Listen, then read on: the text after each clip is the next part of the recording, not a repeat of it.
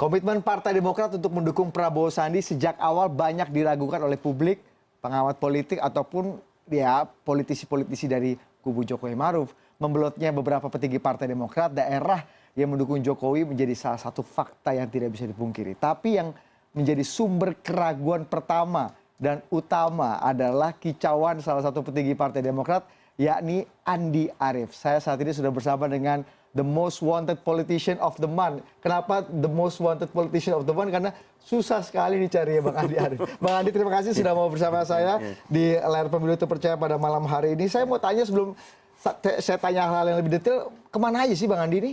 Ya, saya banyak dicari orang, banyak diburu wartawan, banyak dicari politisi. Kenapa nggak kelihatan? Saya ada kemarin di Lampung ya sebagian setengah bulan lah, kemudian terus saya di Jakarta. Terus ya konsolidasi itu sama rekan-rekan Partai Demokrat.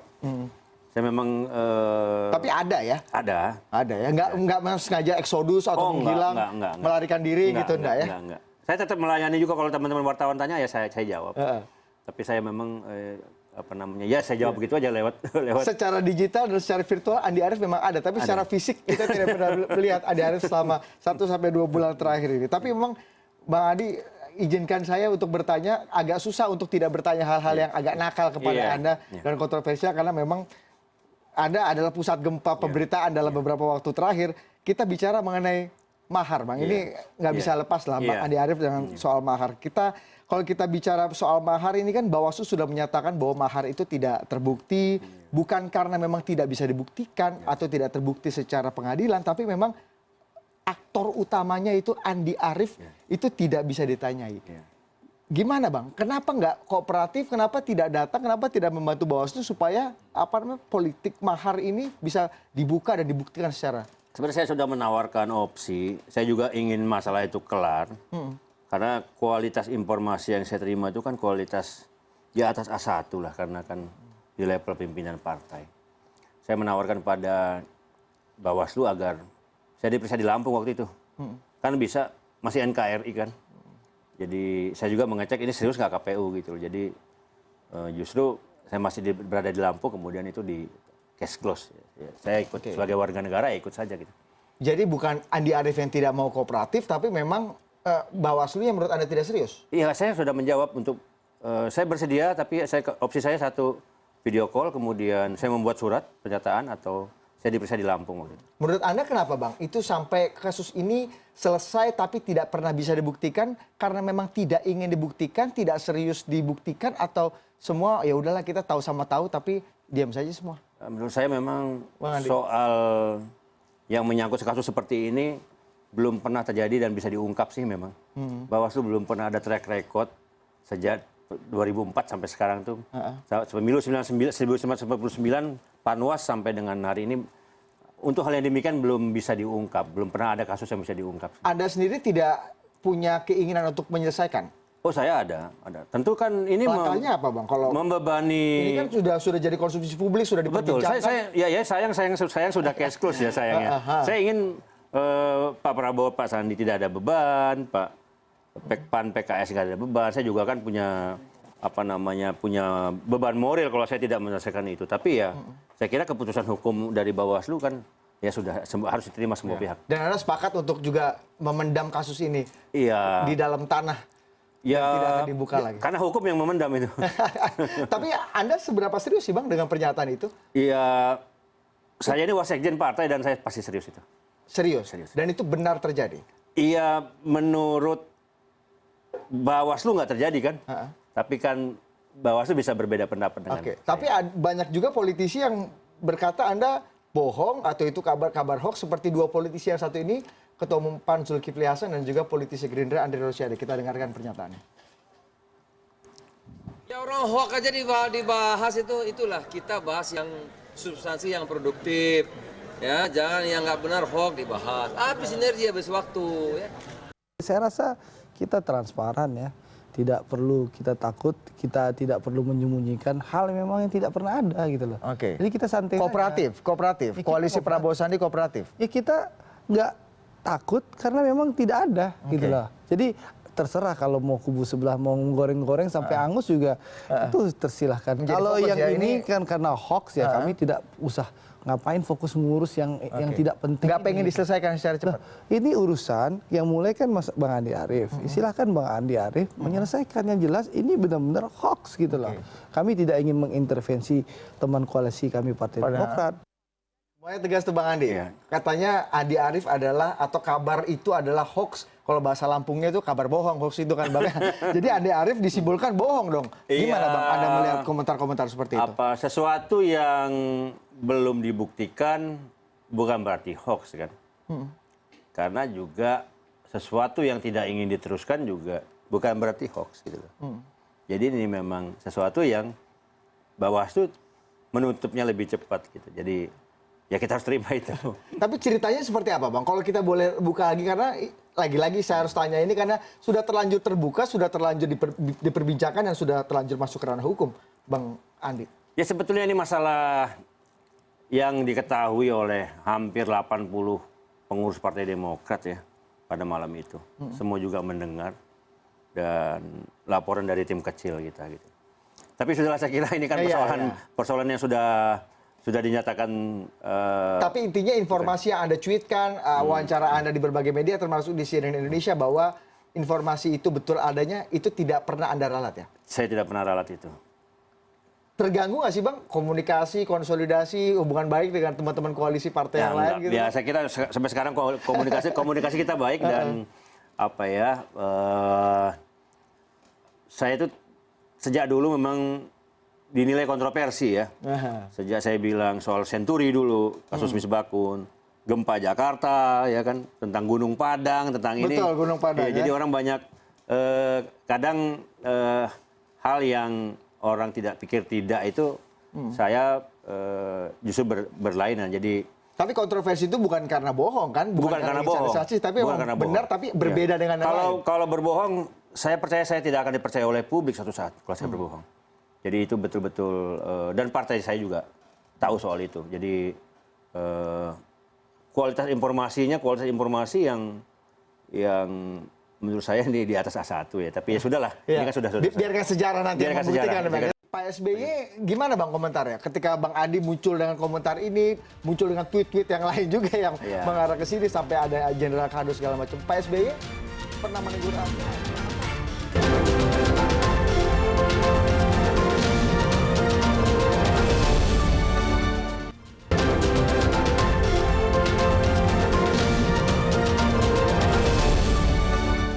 Publik bertanya-tanya, kita kembali ke isu yang sekarang. Kita udahlah tutup buku, kita move on gitu Bang ya.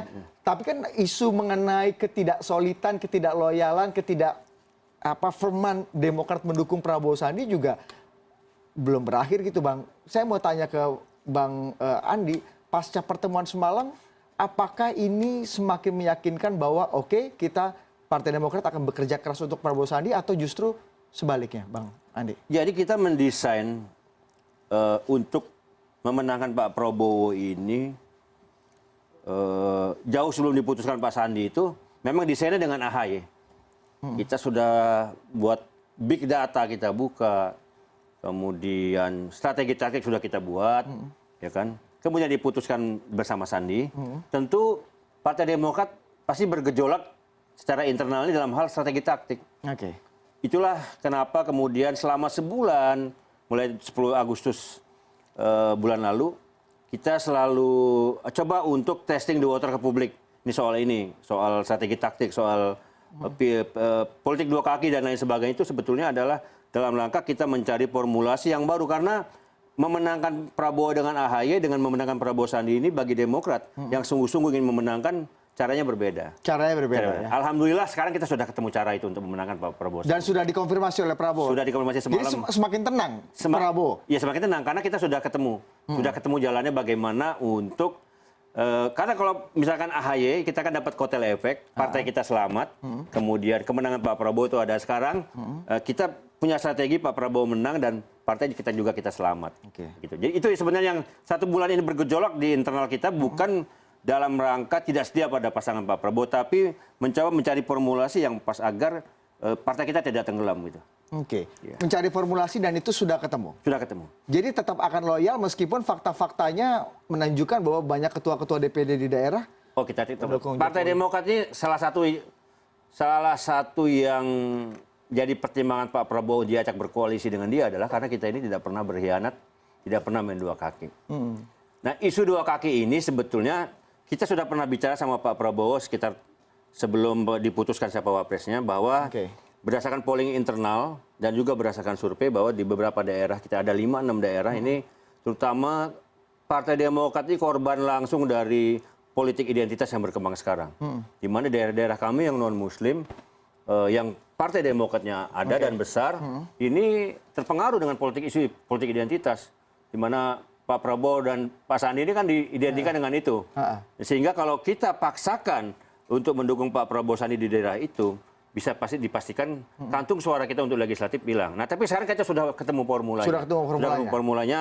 Agar kita tetap berkewajiban memenangkan Pak Prabowo, tapi caleg kita tetap bisa eksis. Oke, tapi dengan tidak hadirnya Pak SBY dalam konversi pers semalam, itu ada sebagian orang berkomentar lain tuh Bang Adi. Kita dengarkan ini komentar sebagian orang itu.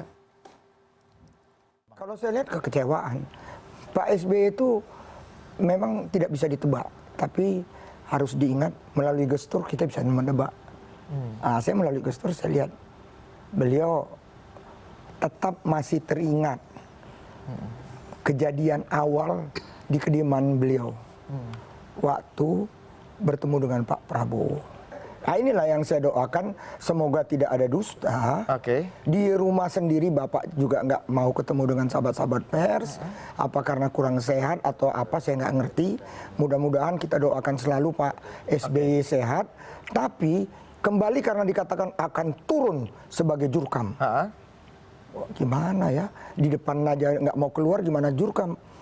Ya, di beberapa daerah. Jadi tuh gimana mau bekerja? Oh, Pak SBY aja tidak hadir itu katanya udah gestur yang paling bisa diinterpretasikan kalau Pak SBY kecewa. Betul Bang? Masih kecewa? Masih memendam rasa... SBY ini menurut survei disukai oleh hampir 75% rakyat Indonesia.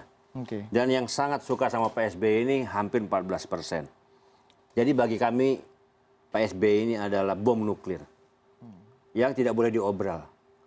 Bom nuklir yang tidak boleh diobral. Dia harus dikeluarkan pada tempat di mana pertempuran itu yang akan menentukan peperangan pertama. Yang kedua, kami ini sudah berpengalaman di Pilpres. Pak SBY sadar betul bahwa dalam Pilpres superstarnya itu adalah calonnya, yaitu Pak Prabowo dan Sandi. Itulah superstarnya. Kalau di kubu sebelah kan superstarnya Pak Erick Thohir. Kalau di sini kan, nah kita nggak mau ada superstar seperti Pak Erick Thohir di kubu sebelah. Supaya tidak bias gitu. Supaya tidak Jagoannya bias. itu aja. Kalau ya? Pak SBY semalam keluar, pasti yang akan apa namanya? Ya kita bisa mengatakan memang Pak Prabowo dengan Pak SBY, ya nanti orang nanya Pak SBY semua. Lebih baik pertemuan Pak Prabowo dengan Pak SBY masih tertutup. Nanti bom ini akan dikeluarkan pas pada kampanye. Pak SBY dan Pak AHY akan berkunjung ke 157 kabupaten untuk memenangkan Demokrat dan menangkan Pak SBY dan akan menjadi jurkam. Disitulah saat menjadi jurkam itulah nanti endorsement dari Pak SBY untuk kemenangan Pak Prabowo baru dikeluarkan. Sudah cukup happy belum Bang dengan posisi, kan kemarin Pak Prabowo secara terbuka mengatakan bahwa akan menarik beberapa kader Demokrat yang jago ekonomi untuk di tim pakar. AHY akan masuk Dewan Pembina, Pak SBY hanya jadi jurkam. Banyak yang mengatakan termasuk Bang Ruhut itu kan posisi yang kurang signifikan gitu di tim kampanye. Sudah cukup happy belum dengan posisi? Sudah happy Pak SBY. Kalau Pak SBY masuk di struktur partai, di struktur kampanye untuk apa? Ya kalau Pak SBY ini AHY sudah cukup Dewan Pembina Bang? Ya untuk menjadi perwakilan partai kan di situ ada ketua-ketua partai. Nah Pak AHY kan ketua Kogasma. Jadi dia ex officio masuk ke sana. Kalau Pak SBY masuk di struktur pemenangan untuk apa? Pak SBY itu digunakan ya lebih baik memanfaatkan Pak SBY untuk kemenangan Pak Prabowo ini di juru kampanye dong. Ya, nanti kan di 2 bulan terakhir kampanye itu Pak SBY akan turun sambil juga turun ke daerah. Gitu. Baik, yang terakhir Bang Andi. Ini kita sudah masa lalu sudah, masa sekarang sudah, masa depan sudah. Andi Arief masih akan tetap seperti ini dengan gejolak politik yang membuat gonjang-ganjing politik nasional, koalisi Prabowo juga semua mungkin ada yang banyak yang bete juga pada Anda pasti Bang Andi ya. Akan jadi Andi Arief yang seperti ini atau ada berubah nih Bang? Gini, dalam politik ini ada politik partai, ada politik koalisi. Koalisi itu adalah menyamakan hal-hal yang sama. Oke. Ya kan? Tapi perbedaannya tetap harus dihargai secara demokratis. Jadi debat, masukan dan lain sebagainya dalam koalisi itu harus hidup. Itulah Partai Demokrat ini kepada koalisi ini sebenarnya critical support. Oke. Dukungan kritis. Jadi sayang sebenarnya. Iya, mendukung, tapi kalau ada hal yang nggak benar kita harus kritisi. Oke. Disitulah baru hidup. Jangan, mohon maaf, di koalisi sebelah kan nggak ada demokrasinya tuh. Nah kalau di demokrasi ini PAN, PKS, Demokrat, Gerindra harus selalu membuka demokrasi. Justru ini Andi Arief mewujudkan demokrasi yang Mewujudkan sebenarnya. demokrasi sebenarnya. Oke. Ya, Tapi- jadi oke. bedanya kita dengan Bebek kan adalah pada pikiran kan. Kalau Bebek ikut aja, kalau pikiran ya kadang harus menolak, harus ada ikut Oke. gitu loh. Oke Bang Andi. Tapi sebelum saya lupa nih Iya. pertanyaan terakhir saya agak Iya. kesangkut tadi. Andi Arief akan tetap menjadi seperti ini, akan Iya. tetap men-tweet Iya. hal-hal yang kontroversi, Iya. bahkan Iya. kalau Prabowo Sandi Iya. salah juga Iya. tetap Iya. ada kritik ya. Iya. Tapi Anda kabarnya beberapa waktu lalu pernah diancam, Iya. mendapat ancaman fisik. Siapa yang mengancam Bang Andi? Iya, saya waktu itu ada ya dari etnis tertentu yang tapi udah saya selesaikan itu. Sudah Udah selesai. saya selesaikan, udah ada. Tapi saya betul dating. itu ketua DPD partai Tertentu lah. tertentu. Ya, tapi udah. Dalam koalisi Prabowo atau koalisi sebelah? Iya pokoknya di Jakarta lah. Tapi udah selesai. Oke. Saya, Jadi ketua DPD, setiap masalah partai politik jadi kayak iya, Jakarta. saya masalah saya selesaikan satu persatu dan mengerti lah. Sudah bicara dengan sang ketua partainya atau bicara dengan yang ditugaskan itu yang diorder saya sudah kerja. diancamnya gimana sih Bang? Kalau boleh tahu nih masyarakat nih Bang. Iya, intimidasi biasa lah. Intimidasi, ya? Dalam politik intimidasi selalu ada. Saya takut, makanya saya datengin. Kalau Tapi itu tidak membuat Andi Arief kapok ya? enggak. Tidak membuat Saya Andi Arief takut, cuman kalau ada gitu saya hadapi, Oke. agak saya pendekatan persuasi ya, agar tidak terjadi. Oke, Bang Andi terima kasih atas perbincangannya. Terima kasih sudah belak-belakan Ya. bersama CNN Indonesia pada malam hari ini. Terima Oke, kasih Bang sip. Andi Arief. Makasih. Demikian wawancara saya dengan Wasekjen Partai Demokrat Andi Arief yang banyak dicari oleh banyak sekali orang dalam beberapa waktu terakhir.